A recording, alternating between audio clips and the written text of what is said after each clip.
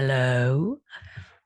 This is me. This is my first episode. So welcome. Um I mean, I know this is just the usual waffle it'll be. But this is me in my little room, my little boudoir, festering away in my own stench in my onesie, as is my wont.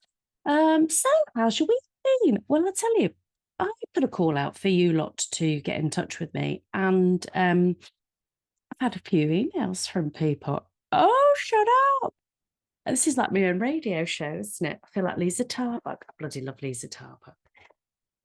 Um, I'll get to those in a minute. So let me just tell you about my week. Well, in comedy, it doesn't always go the way that you think it's going to go. I'm just going to check that I am actually recording through my microphone here. This is real life. Yes, it is.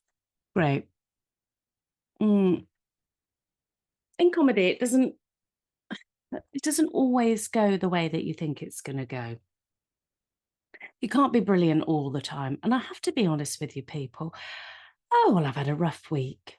I don't know whether I'm just consumed by wedding details, or which we'll get to in a minute. I don't know whether I'm consumed by, well, not doing Edinburgh. Should I do Edinburgh? No, I don't think I will do Edinburgh. And well, I'm definitely not doing Edinburgh. But why am I not doing Edinburgh? Because I can't afford it and I'm getting married. And that is expensive. Oh, and also so many topics. So there's what money? It's money. How do people afford things these days? I don't know. We're in a cost of living crisis. So with that in mind, we decide to get married. Okay. Just to make life difficult. We don't like an easy life. We like to just make things as difficult for ourselves as possible. Why not? So we didn't go to Edinburgh because we just thought we'd have a year off, and because that can cost up to like maybe 12, 14,000 pounds sometimes if you do it fancy schmancy. I know nobody believes that you actually have to pay. You have to pay to do Edinburgh. You do not get paid to do Edinburgh. Bloody ridiculous. Anyway, that aside, so we decided that we weren't going to do Edinburgh. Then he bloody well proposed, and now we're getting married. He wants to get married before we're 60. Absolutely fine. When's he 60? Next year. Right, good. Oh, I'll tell you, it's all bloody go. I think that's just been on my mind anyway. And then I've had a series of gigs last week where I've got to be honest, I don't think I was giving it my best. Or I thought I was funny, but the audiences just didn't think I was funny. I had 3 days in a row of that where I was, well, quite frankly, very poor.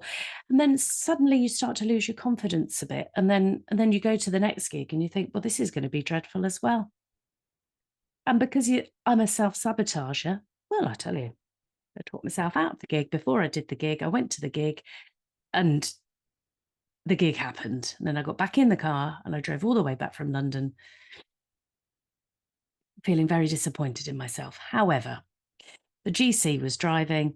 I was patchworking like a bastard and making my own bunting for the wedding. I'll show you it if you like. Not now, because it's not here. But I've got loads of, had a bit of a clear out of like old clothes and things that I wasn't wearing because I lost weight in the pandemic. And then I met the GC and then I ate everything in sight because I was really happy.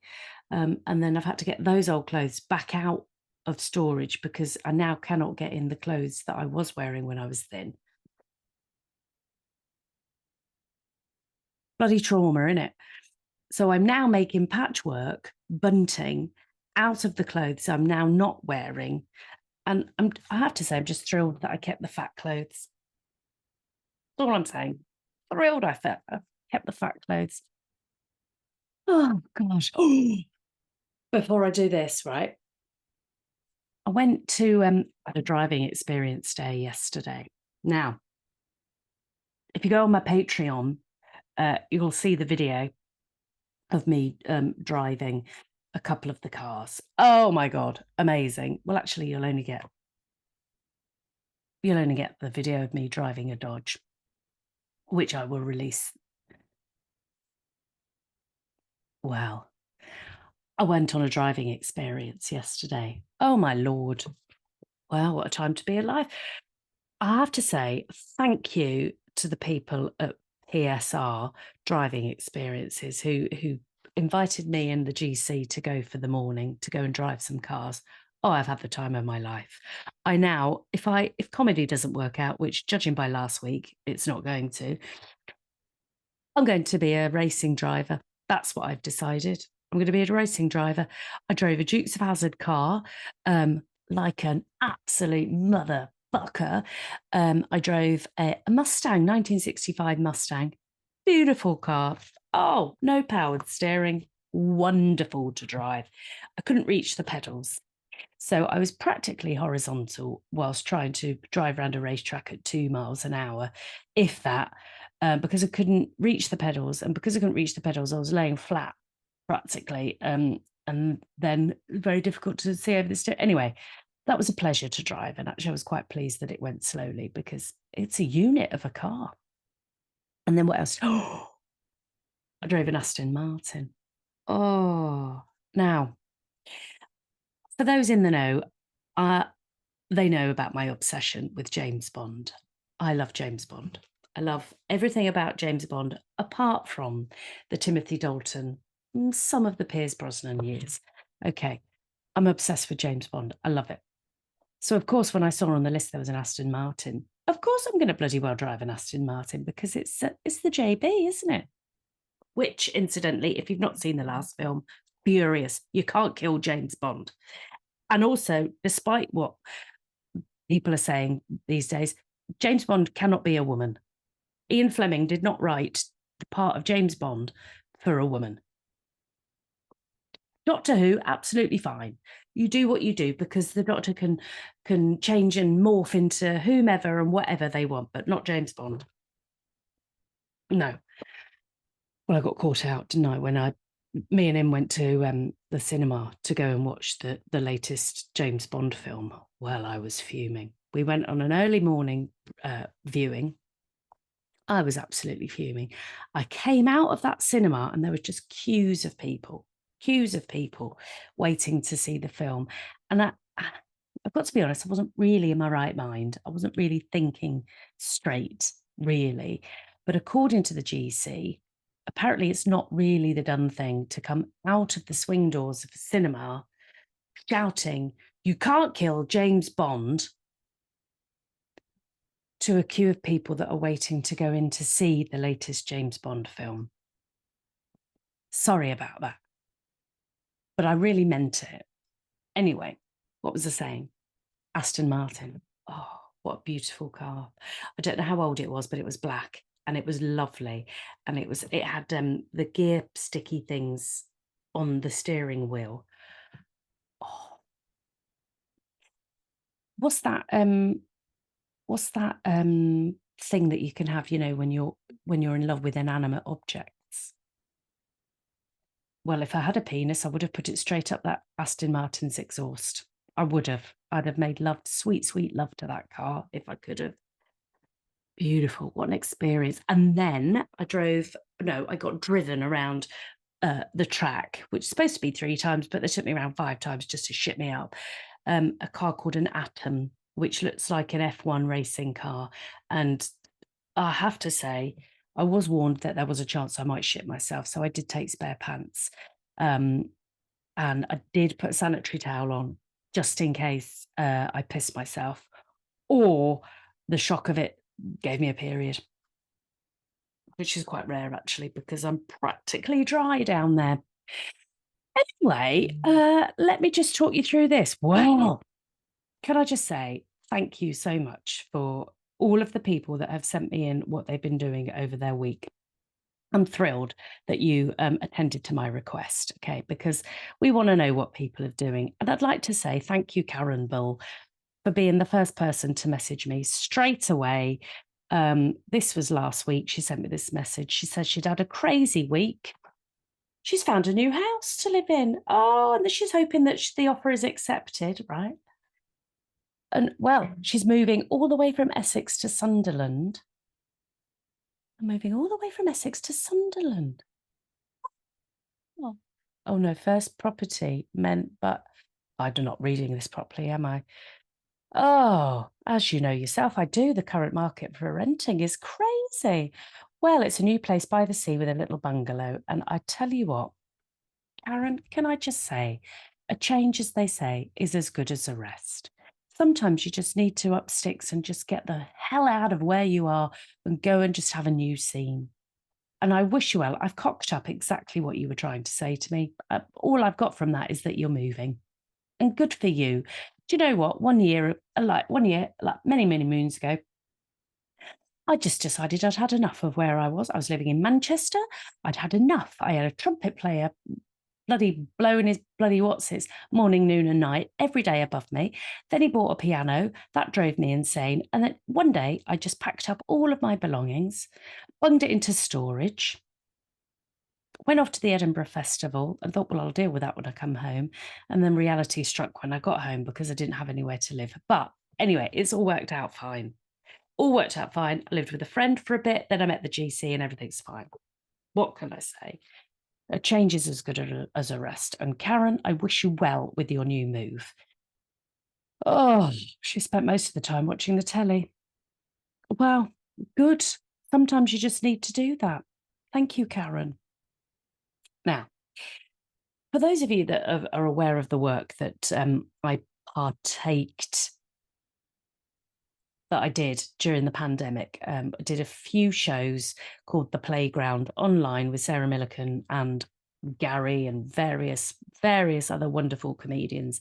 Shared the emceeing with my good pal Sally Ann Hayward, who I also do a different podcast with called Spit or Swallow.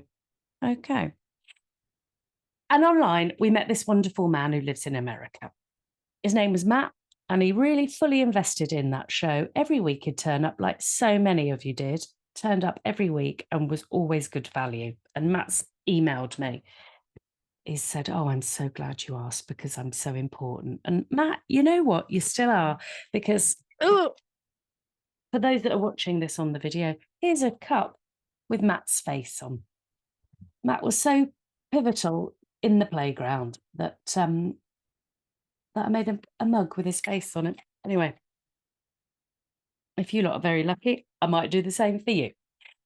Glad you asked because I'm so important. Well, firstly, personal time is always required. So good for you. Thank you. You do need to spend a bit of time loving yourself. Bird poo is good luck. Also, I've been told dogs are awesome and you're never a loser in our eyes. Oh, stop it. Please let us send wedding gifts. Oh, do you know what you can send me? Just your love, Matt. Just your Matt. Love. And £50,000 to pay for it. No, it's fine. It's supposed to, now, this is what Matt's been up to in his life in America. The America, yeah. I think he lives in California, or did I? Florida, or somewhere like that. Somewhere very exotic. He said, he's fostered another Great Dane over the weekend. Oh, and I'm still living on a cloud. Great Danes are beautiful dogs.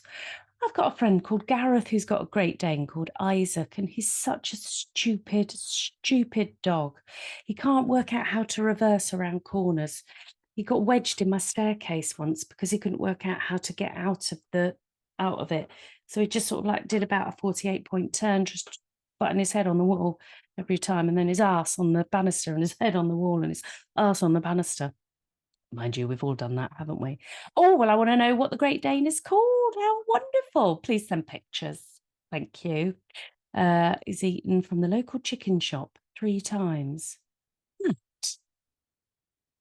I mean, are you a protein fiend? Is this what this is? Do you eat the skin? That's what I want to know.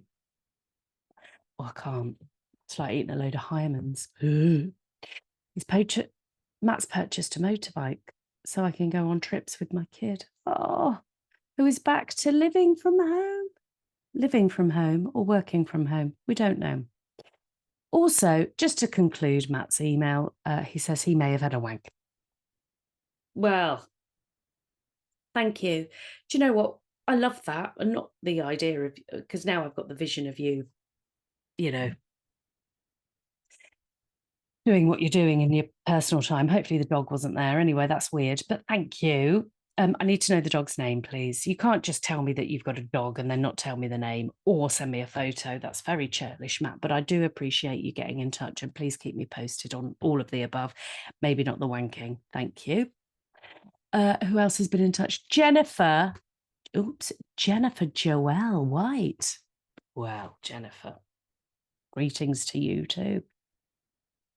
Congrats on the Patreon, she says. Well, thank you very much. For anybody that's listening to this and they haven't joined my Patreon page, well, how churlish and how foolish are you? You can go to patreon.com/Lou Conran comedian. Okay, thank you. Firstly, I'd like to thank you and all those that participated in the Zoom playground gigs. Well, do you know what? It was as much of a lifeline for me as it was for you, because it gave me a focus. It gave me something to channel my idiotic brain to do. And without it, I would have literally have gone absolutely insane, because at the time I was living on my own. I only had my sweet, sweet thoughts to occupy me. And I mean, you've heard me rambling on. So the sweet, sweet thoughts are not always that sweet. Now then, well, Jennifer's week's been so-so. And do you know what? I think it's probably the same as mine last week. Mine was so-so. But Jennifer's biggest challenge was trying to teach herself, teach my cat to use a skateboard. Why have I not got pictures of this, Jennifer? You can't just say, it's like Matt with his Great Dane. You can't just tell me this and not send me a bloody picture. I was trying to, the backstory. Oh, she's had to have her rear leg amputated last November after a nasty injection. Oh, is it just a sarcoma? Oh no, and she has recovered well, but about 10 days ago, she developed a spine problem. This is just a roller coaster, Jennifer. Oh no, now she's lost the use of her front leg. So now I've got a paraplegic cat. Oh, Jennifer, this started off so positive. But I've got an appointment booked with a specialist to see if they can help her gain some of her mobility back. But for now, she mostly just flops around to get from A to B unless I carry her. So I've just had this brilliant idea to give her more mobility. Training her to use a skateboard. Oh, Jennifer. Oh, I think that's wonderful. I don't know what to do. Oh, I mean, between you and me, Jennifer, I am not the biggest fan of cats, right? But what you've done there, should have switched off my notifications. What you've done there is you've taken me on a roller coaster, and now all of a sudden I feel like I have compassion for a cat, which is very rare. I don't think I've ever had compassion for a cat. And now see what you've done. Oh God, I'm gonna have to keep rubbing in this HRT. But you're trying to get her to teach herself to sit on a skateboard so she can push herself around. Oh God, I've got no clue how to teach a paraplegic cat to use a skateboard. So any advice would be welcome. Well, listen, there must be people out there that will be listening to this waffle, Jennifer, that have taught their own pets various techniques on how to get around if they're immobile. Surely somebody out there. Well, I'm going to find you somebody, Jennifer. Oh my God, I don't think I'm mentally stable enough for this. What have you done to me, Jennifer? Oh, could I have some pictures, please? If that's okay. And what was your cat called? I need to know these details. God, on a skateboard. Do you know, when I lived in Brighton, there was a dog that used to go around on a skateboard. I mean, I don't want to rub it in, but he did have 4 fully functioning legs. But even so, he trained himself to use a skateboard. So a skateboard? Maybe that's what we can call it. A skateboard for cats, a skateboard. Maybe if anybody lives in the Brighton area and they're aware of the dog on the skateboard, if it's still alive, because this was a long time ago. Louise, you're making this grim. But if anybody is aware of that dog, please get in touch with me, and so we can find out who trained it, and then we can pass this on to Jennifer. Oh, do you know, I don't think we can better that. but we'll give it a go. Jennifer, I want to be kept abreast, please. Thank you. And finally, Vicky. Vicky Leopold, thank you, the pork scratching, stealing Queen of Hearts. She's been very average. She's had a heavy dose of the NHS because it's got no staff. Oh, God, I don't know how you do what you do.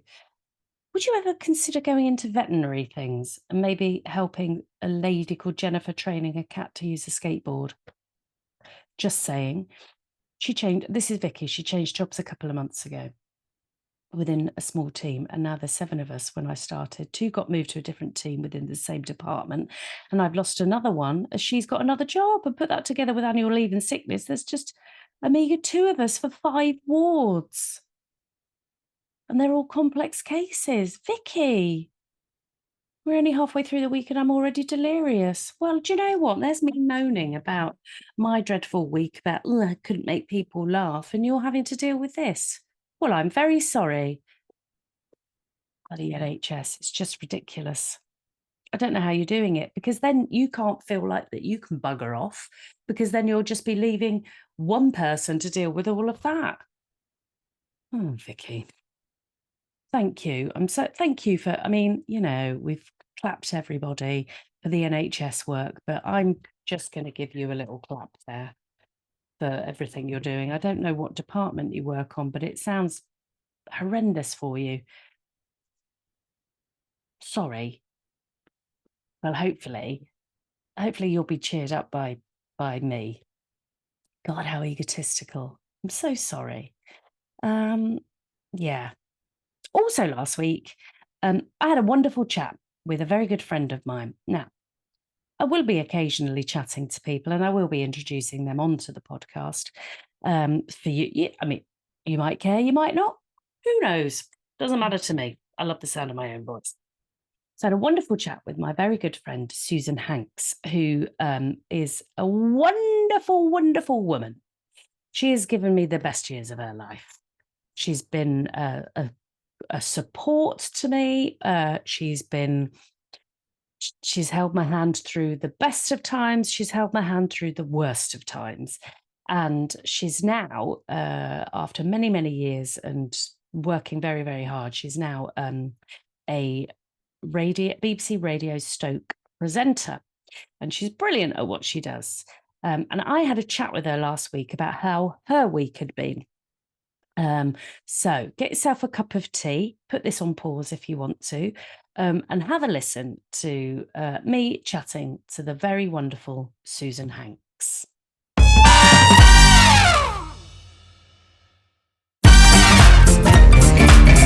Susan Hanks there, talking about her week, which, I mean, as I said earlier, there's me waffling on about how tedious my week has been, but then you forget, don't you, that there's so much more going on in the world other than the tedium of whether I've had a good gig or not. Susan, wonderful lady. Now, listen, if you've enjoyed the waffling on, if you've enjoyed the interview, if you've enjoyed any of this, then please, will you do me a favour? Will you please share these episodes? There'll be more coming up. I'd like to hear from you. I want to know what you want to know more of. I want to know what you want to hear less of. Please don't say me, because otherwise this would be pointless. I want you to get in touch. I want you to tell me how your week has been. And you can do that by emailing me on info@louconran.com. If you want some extras, if you want to be part of the gang, then you'll get me messaging you, which is always a delight. I'm so lonely. You'll be part of an exclusive gang of wonderful people, and you can join that crew by joining www.patreon.com/Lou Conran Comedian. And you can contribute to the podcast. We can keep this going, and you'll get exclusive bits and pieces from me. But listen, this has been the first waffly episode. Let's continue. Let's see what happens. Thank you so much for listening. Have a wonderful week in one way, shape or form. Tell me about it. info@louconran.com. And I will speak to you very, very soon.